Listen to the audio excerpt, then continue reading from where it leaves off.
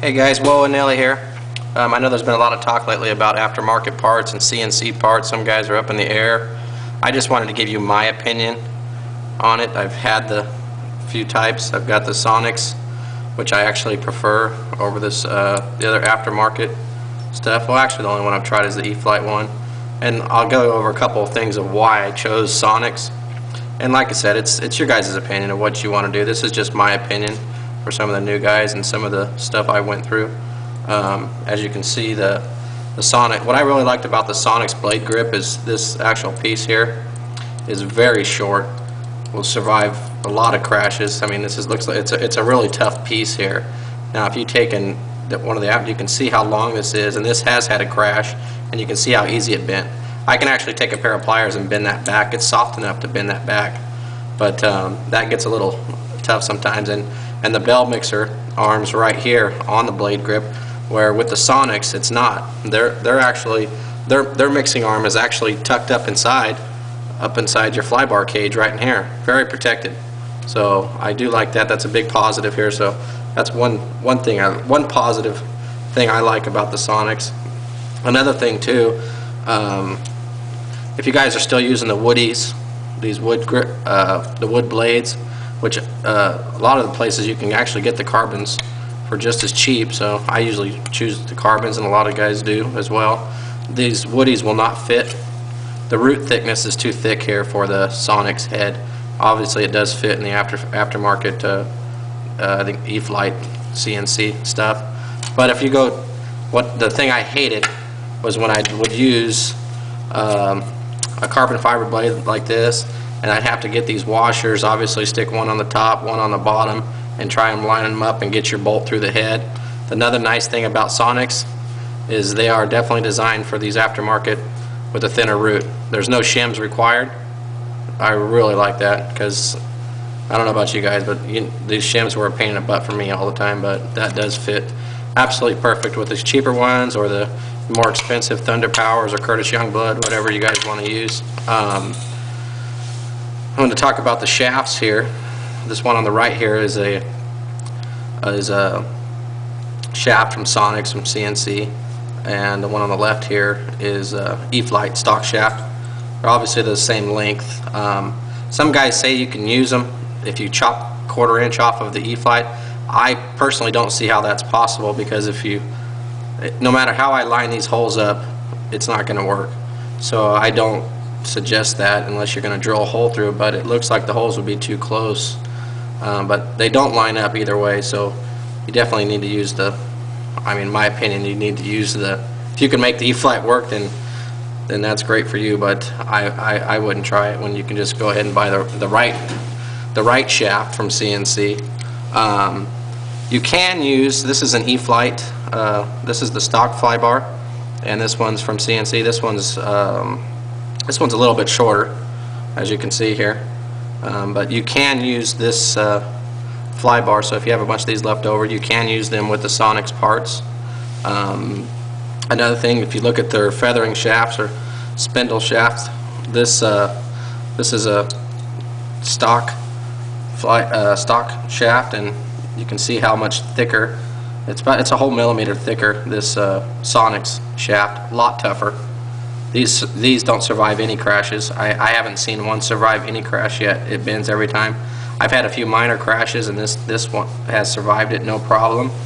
Another positive thing here is if you can see the size difference between these, what on your stock head would be considered an O-ring, on the Sonix they're head dampeners, which would be the O-ring.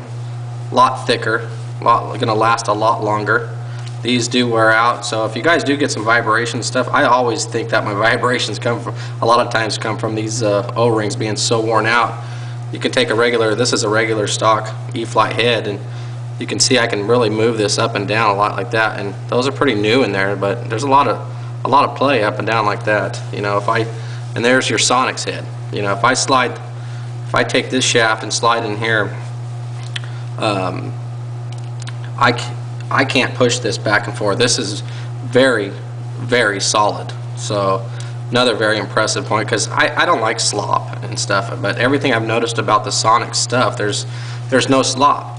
Another thing that you get with the, I hate when I can take the fly bar and push back and forth, and you know those little copper step washers that you have to put in here. I really hated messing with those too. They're a pain, but I don't like the slop of that. When I can take a Sonix head like this one, and everything is so solid. There's no slop. You don't have those step washers in there. If you're going to replace the fly bar, just take the old one out, slide a new one in. You don't have to worry about trying to get those little copper or step washers in between your fly bar cage. I didn't like that either. Those were always a pain in the butt. One other thing I wanted to say, the only difference with if you do go Sonix, I mean, you can go from CNC and get a direct fit. Some guys want to upgrade to 450. That's their opinion. I mean, that's whatever they want to do. But you can buy this as a direct fit, where you don't have to change out the bearings or anything to make this work. So the only difference is with a Sonix head is to get a positive pitch on the regular E-flite head. To get a positive pitch, we're obviously going to go down. The swash plate's going to move down to give us a positive pitch on our blades. On a Sonix head, the swash plate is going to go up, which is a very easy fix. You just go right into your controller. We're going to go right to your swash mix. It's your bottom one pitch here. Like right here, I have a negative 85. If you're at a positive 85, whatever you are, just make that a complete opposite. If I wanted to reverse the direction of that swash traveling up and down, just go into the swash mix, go down to the pitch. If you have a negative 85, make it a positive 85. That will change that direction. Very easy fix. That's the only difference there. Now, the only downfall I've seen to Sonix stuff is their links and stuff. The plastic does seem to be a little softer on these. I actually replaced one today that came off on me. I do have these links here are from the stock E-flite ones. They seem to fit. I'm no expert on ball links and stuff like that, but if they snap on there and don't pull off, then I'm good to go with that. These ones are the original stocks that's on this Sonix head, so these have been fine. But obviously that's your guys' discretion. Finless has a great video. Bob White, he has a great video on ball links and stuff and how they're sized, so check out that video. It's really good. Other than that, that's just my opinion of the Sonix stuff, you guys. What else can I say about it? Oh, I wanted to show you this O-ring going into this stock head here on the stock E-flite, which actually I think I just went over that. But it's just these O-rings seem so small. You slide it in and you gotta make sure it's really tight in there, but these are brand new ones, so they are going to be a little bit snug. I wanted to show you, see how much I could actually move this thing. Yeah, see all that play? Look at all that play. These are brand new, and look how much play I'm getting out of them. Let me slide that in and make sure we're good to go. I'm not saying any of their parts are bad or anything like that, you guys. I just wanted to give you my example of what I think. I think the Sonix stuff is very good, and if, like I said, in your crashes, these things survive a lot better than these after one. You can see all the exposed parts that will really get tore up in a crash. So I hope that helped you guys out, and like I said, that's just my opinion. So you can take it for what it's worth. Appreciate you guys' time. Thank you.